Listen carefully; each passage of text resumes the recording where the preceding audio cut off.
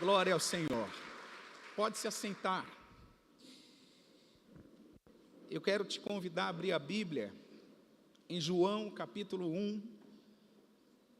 Eu quero compartilhar nessa noite a palavra, abordando o seguinte tema: uma jornada descobrindo o propósito de Deus para as nossas vidas. Estamos numa jornada de relacionamento com Jesus. E sabe o que é mais lindo dessa jornada? Essa jornada tem um propósito. O propósito final dessa jornada é que a gente descubra e flua no propósito que Deus estabeleceu para cada um de nós. O texto que nós vamos ler, João capítulo 1, e verso 1 a seguir, diz a palavra: no princípio era o Verbo, e o Verbo estava com Deus, e o Verbo era Deus. Ele estava no princípio com Deus. Todas as coisas foram feitas por Ele, e sem Ele, nada do que foi feito se fez. Nele estava a vida, e a vida era a luz dos homens. E a luz resplandece nas trevas. Você pode repetir isso comigo? A luz resplandece nas trevas. E as trevas compreendem a luz. É o que está escrito aí? É o que está escrito aqui, gente? Não. As trevas não compreendem a luz. O que nós acabamos de ler é uma apresentação do apóstolo João sobre Jesus. Ele está apresentando o Cristo que é o Verbo, o Cristo que é a palavra, o Cristo que por meio dele todas as coisas foram feitas. João, ele começa o seu evangelho apresentando Jesus, dizendo que ele é o início. E se ele é o início, ele é o ponto de partida, ele é a referência, ele é o modelo. Ele é aquele em quem todos se inspiram, olham para ele e seguem o caminho que ele propôs. João, de uma maneira muito intencional, começa o evangelho com essa descrição. Ele poderia falar muitas outras coisas sobre Jesus. Ele poderia começar falando dos milagres de Jesus. Ele poderia começar falando das ressurreições que Jesus operou. Ele poderia começar falando dos ensinos que Jesus proferiu, mas não. Ele começa dizendo que Jesus é o princípio, ele é a origem, ele é o ponto de partida de todas as coisas que existem no universo. O apóstolo João, ele diz também que por causa de Jesus, todas as coisas são criadas e sustentadas. Essa é uma verdade que nós recebemos por fé. Tanto é que em Hebreus capítulo 11 e verso 3, a palavra diz que pela fé nós entendemos que os mundos foram criados pela palavra de Deus, de maneira que o visível não foi feito daquilo que se vê. O aparente não foi criado a partir daquilo que se vê, mas foi criado de uma forma a partir do invisível. Então, é pela fé que a gente acolhe essas verdades no nosso coração. Isso é uma verdade para nós porque a gente recebe elas com fé no nosso coração. O apóstolo João sabia disso.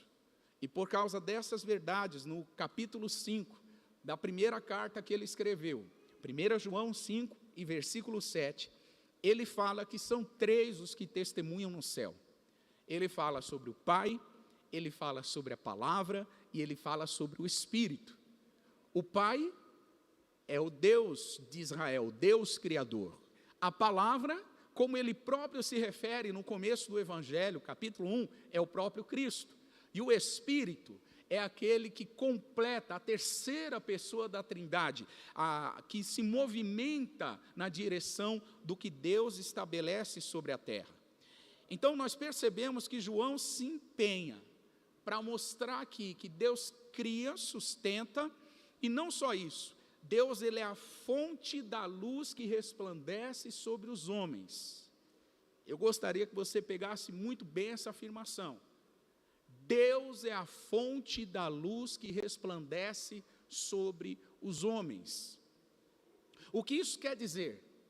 Quer dizer que tudo o que há de bom na humanidade, tudo o que há resplandecente na humanidade, toda fagulha de esperança, de vida, de alegria, toda fagulha de bondade, de misericórdia, de amor, de compaixão, toda fagulha de boas obras, de boas ações, de tratamentos afetuosos, tudo isso parte de Jesus.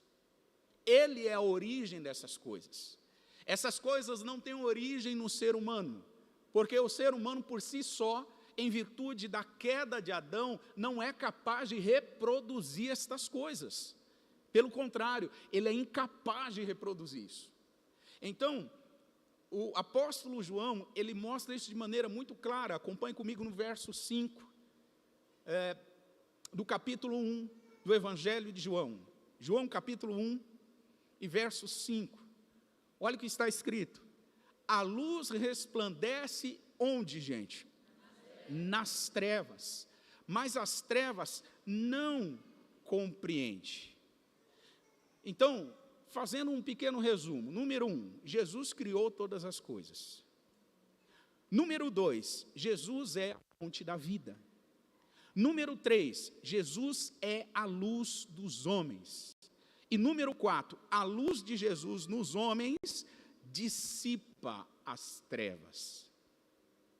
As trevas são empurradas para fora quando a luz de Jesus resplandece lá. Dá uma olhada nessa frase que aparece aí.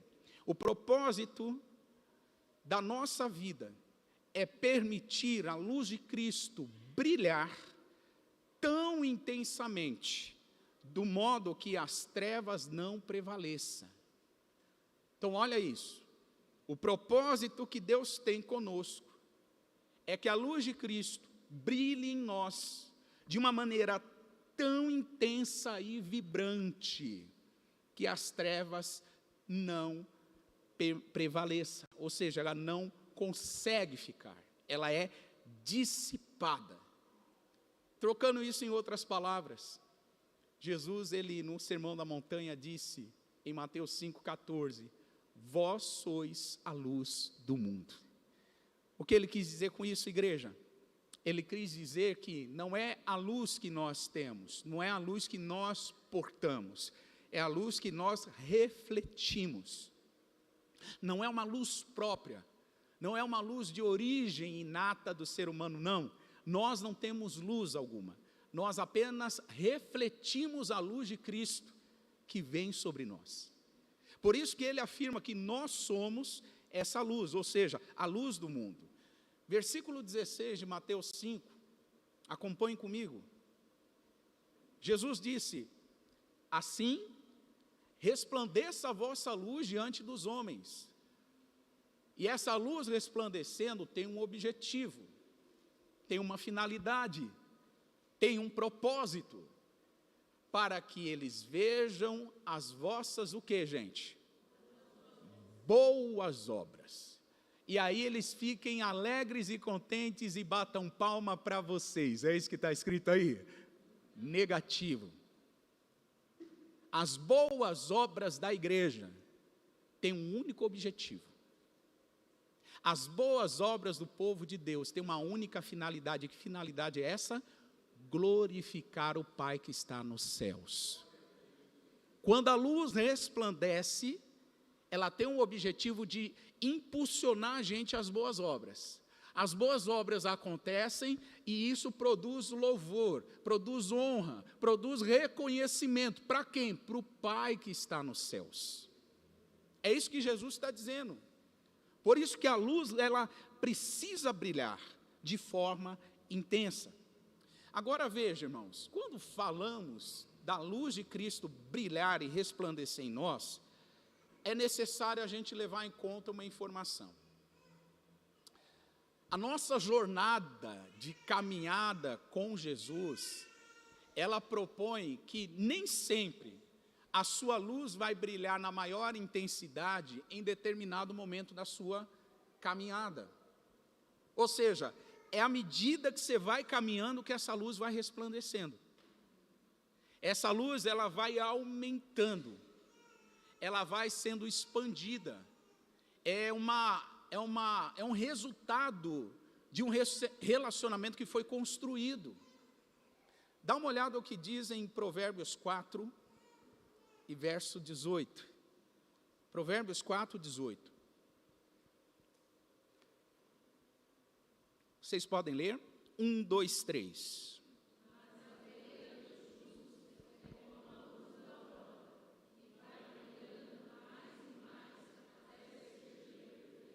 Se pudermos ler esse texto com outras palavras, a gente diria o seguinte: o caminho de alguém que anda com Jesus é como a luz do amanhecer.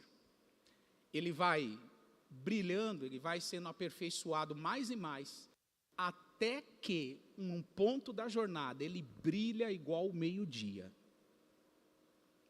A caminhada com Jesus propõe isso.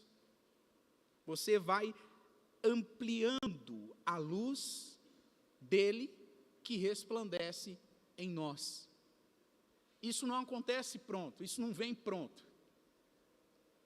Por isso, irmãos, que existem alguns maus testemunhos. Se você perguntar, pastor, da onde sai um mau testemunho?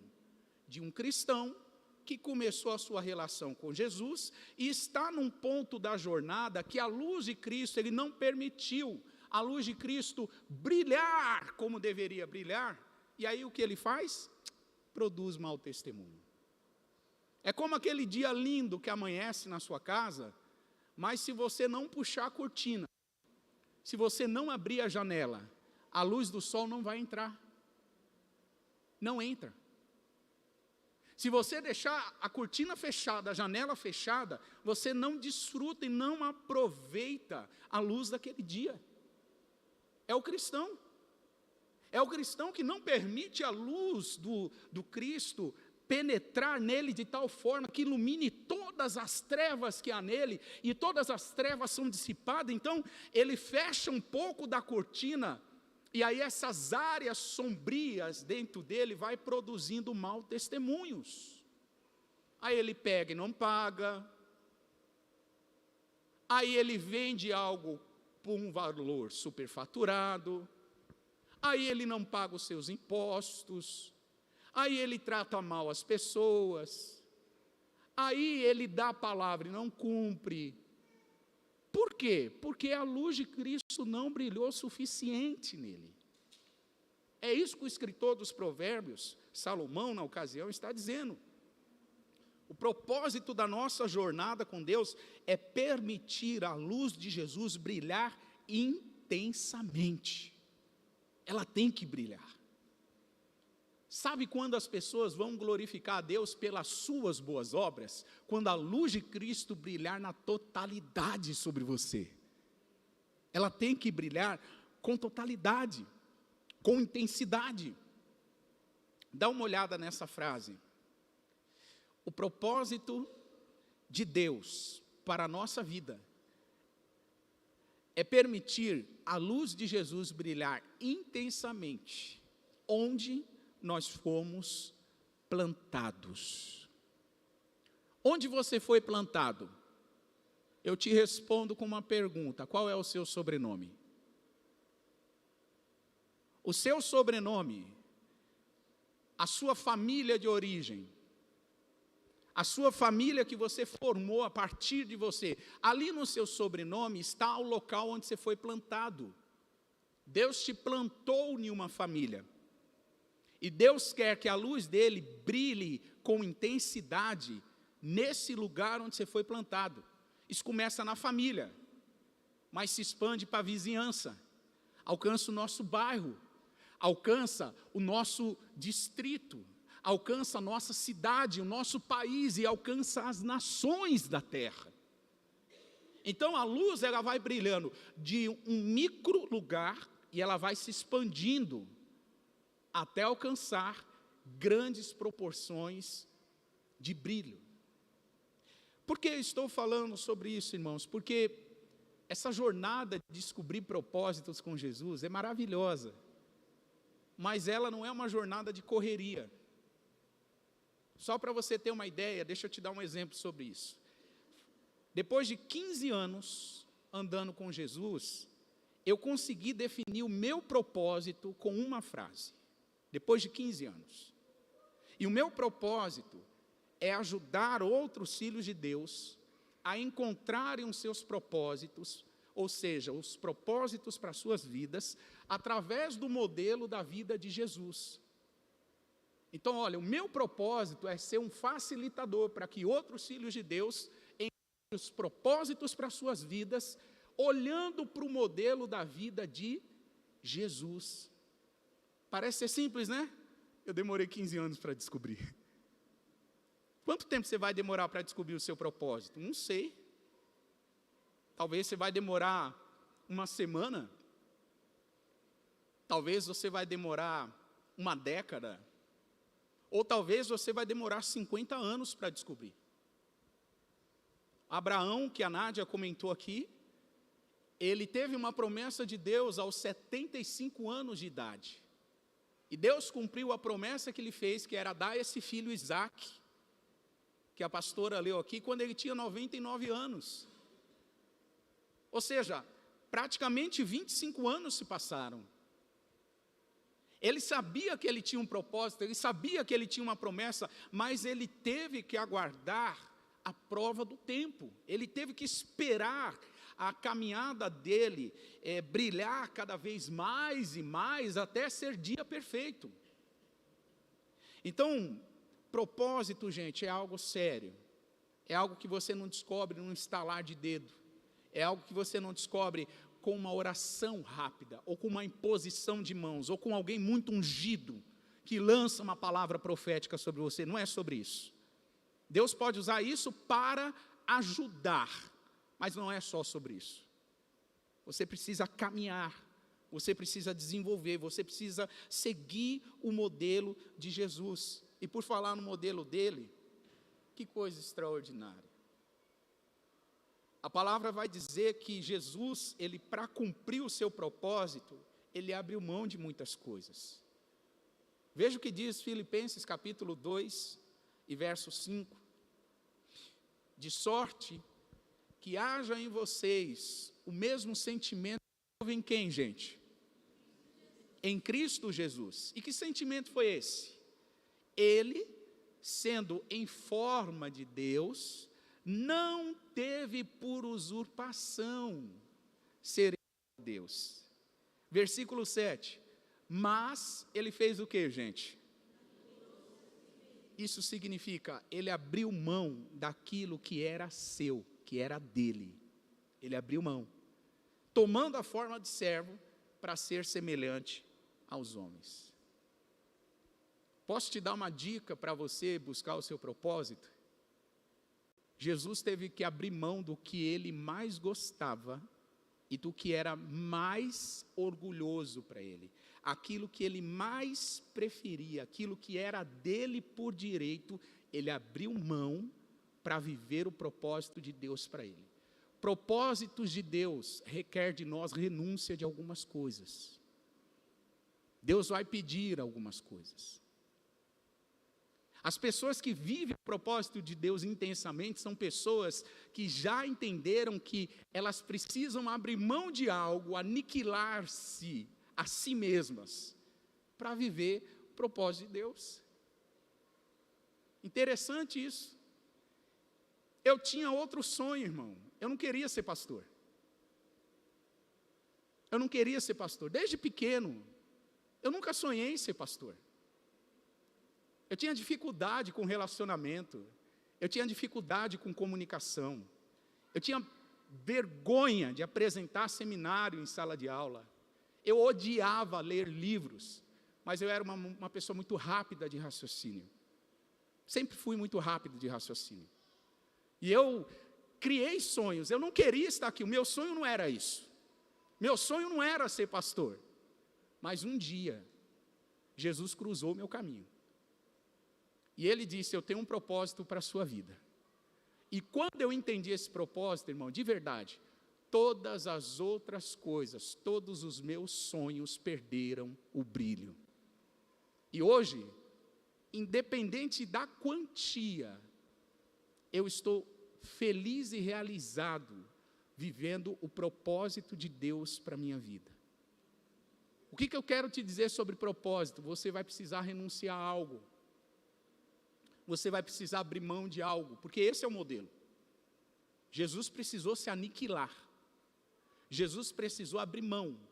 Jesus precisou tomar a forma de servo e ser semelhante aos homens, mas com isso, ele venceu a maldade sobre a terra.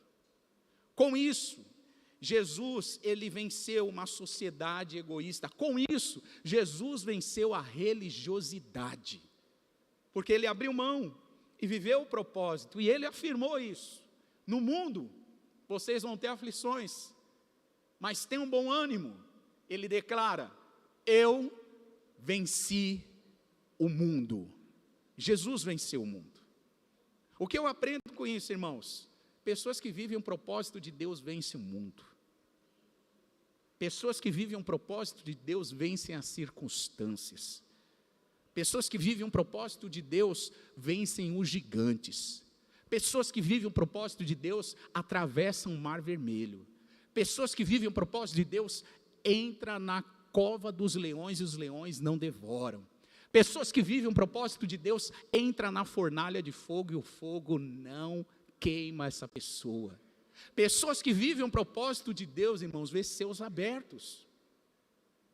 Então a pergunta que Deus faz para nós é muito simples. A gente prefere ficar abraçado com aquilo que achamos certo, ou nós queremos desapegar para abraçar o propósito de Deus para nós? O propósito de Deus para nós. Atos capítulo 10, verso 38. Acompanha aqui comigo. Jesus venceu o mundo e a Bíblia apresenta a forma como ele venceu. A palavra diz, Deus ungiu a Jesus de Nazaré, com o Espírito Santo e com virtude. Ele andou fazendo bem. Diga isso comigo, Jesus andou fazendo bem. Diga comigo, Jesus andou curando os oprimidos do diabo. E o texto termina, o verso 38, dizendo, porque Deus era com ele. Deus era com Jesus, por isso ele venceu o mundo. Ele não só curava, ele não só pregava, ele não só ensinava, ele não só expulsava demônios, ele não só ressuscitava mortos, mas ele andou por toda parte fazendo o bem, porque Deus era com ele. Pessoas que vivem um propósito sabem que não fazer o mal não é suficiente. Tem muita gente que vem para a igreja e pensa assim, eu estou na igreja e agora eu vou deixar de fazer o que é ruim. Eu vou deixar de beber, eu vou deixar de fumar, eu vou deixar de usar droga, eu vou deixar de roubar, eu vou deixar de adulterar. Só que presta atenção em algo, viver propósito não é só não deixar de fazer algumas coisas. Viver propósito é começar a fazer outras coisas. Deixar de fazer coisa errada é metade do caminho. Agora, começar a fazer coisas certas é a outra metade. Olha o que a palavra diz em Romanos 12. Quero ler 2 versículos aqui. Romanos 12, versículo 9. O amor não seja fingido. Aborreçam o que é mal e para por aí. Acabou aí o versículo? Não, né, gente? Aborreçam o que é mal e apeguem-se ao bem. Quer dizer, deixar de fazer o mal é bom, mas é só 50% do caminho. O outro 50% do caminho é se apega naquilo que é bom. Faça o que é bom. Verso 21. Desse mesmo capítulo 12. Vocês podem ler? 1, 2, 3.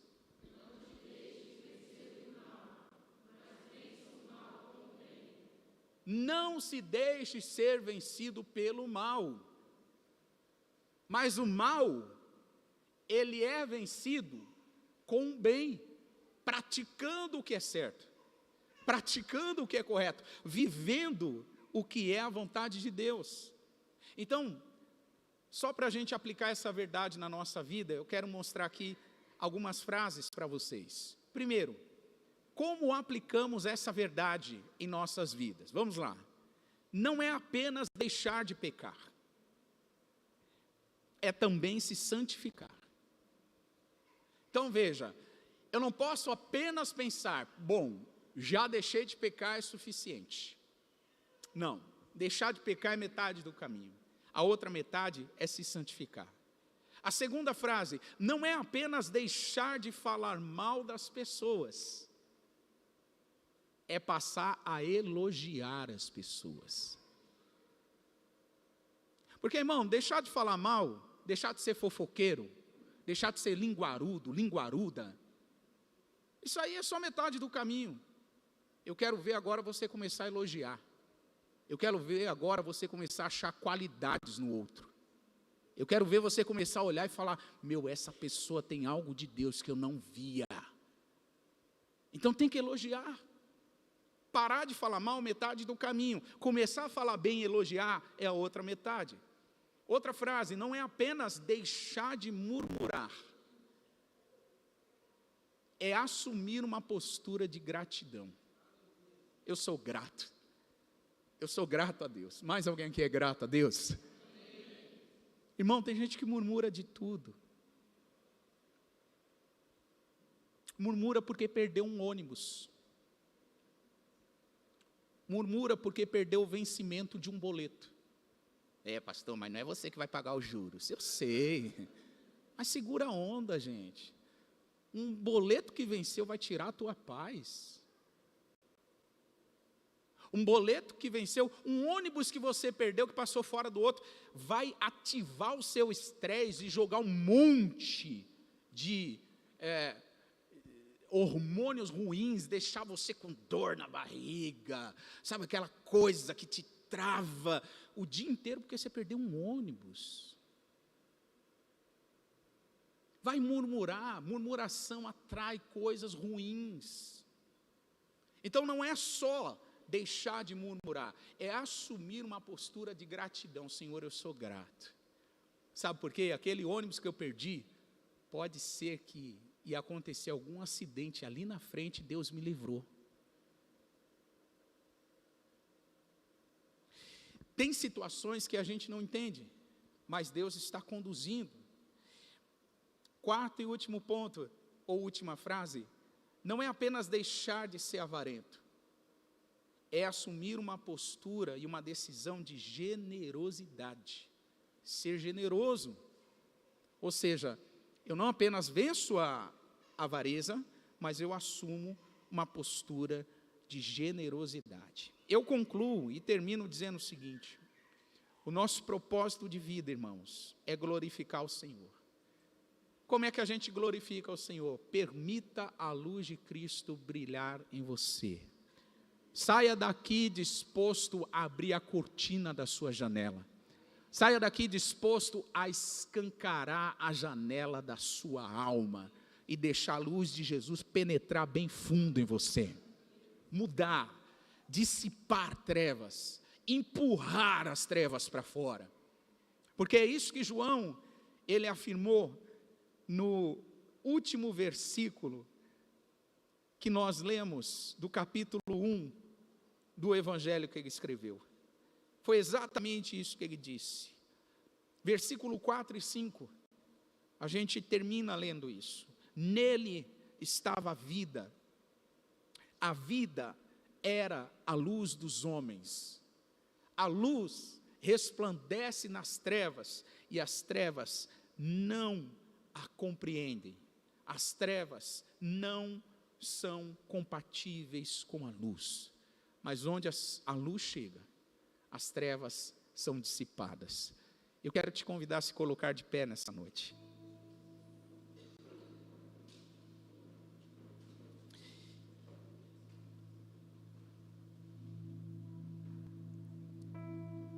Quais são as janelas da sua alma que permanecem fechadas? Quais são as cortinas que você não abriu para a luz de Jesus resplandecer aí? Quais são elas? Você sabe quais são. O que eu quero te convidar nessa noite é abrir o seu coração. Abre essa janela. Abre essa cortina, deixa essa luz entrar. Deixa Jesus modificar algo na sua estrutura, no seu pensamento, no seu sentimento. Deixa Jesus fazer o propósito dele ganhar forma em você. Permita, e você vai ver o quanto que vale a pena. Pai, obrigado por essa noite. Obrigado pela sua palavra. Obrigado pela sua presença. Nós queremos reconhecer que tu és a luz do mundo. E quem anda contigo jamais estará em trevas. Senhor, nós pedimos nessa noite que a tua luz resplandeça sobre o teu povo, Senhor. Pai, todos nós temos áreas de sombra, áreas escuras, áreas em que a luz do Senhor ainda não alcançou. Por isso, Pai, nós tomamos uma decisão voluntária, espontânea, de abrir a cortina da nossa alma, de abrir as janelas e permitir a luz do Senhor nos invadir nessa noite.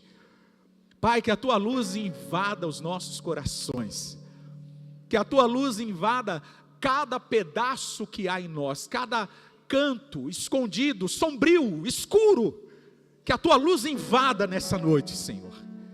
Que a tua luz ilumine e dissipe as trevas. Que a tua luz entre e mande as trevas embora. Pai, nós nos abrimos para que a luz do Senhor nos toque de uma forma singular, especial nessa noite. Queremos ser as suas testemunhas. Queremos ser a luz do mundo. Queremos produzir boas obras e mostrar ao mundo que é o Senhor que está resplandecendo em nós. Pai querido, nós pedimos pela tua igreja nessa noite, que haja aqui uma disposição, uma interação, uma abertura para viver a sua vontade e os seus propósitos.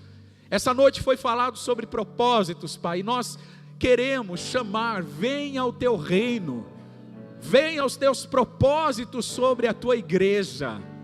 Pai, que ainda nesse ano de 2022, o número de pessoas que descobriram seu propósito de vida aumente. Pai, que nesse mês de agosto e nos próximos meses até o final do ano, mais pessoas testemunhem sobre isso e digam que descobriram seus propósitos de vida.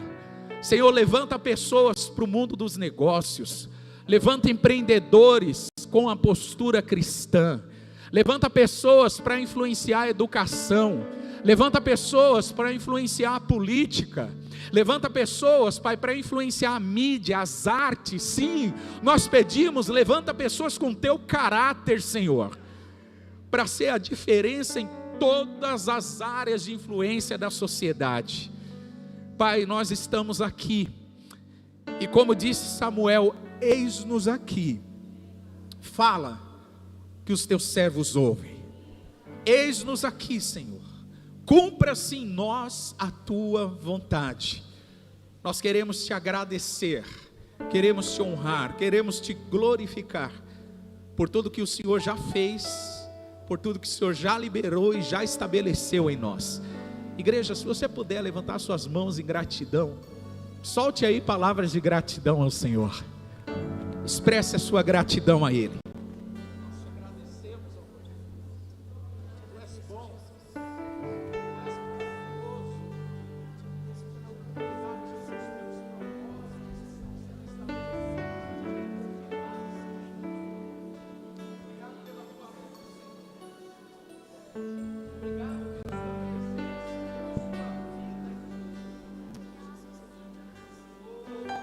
Agradecemos, nós levantamos um altar de gratidão nessa noite, levantamos um altar de gratidão ao Senhor, porque Tu és bom, Tu és maravilhoso.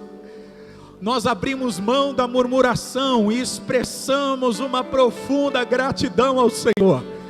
O Senhor tem cuidado de nós, o Senhor tem cuidado das nossas famílias, o Senhor tem cuidado desta igreja, de tantas igrejas na terra, Senhor. Obrigado, Jesus, obrigado, Senhor, obrigado, Senhor. Nós te amamos, te adoramos, te engrandecemos. Vamos adorá-lo, vamos louvá-lo nessa noite, porque Ele é bom, Ele é fiel, Ele é justo, Ele é digno.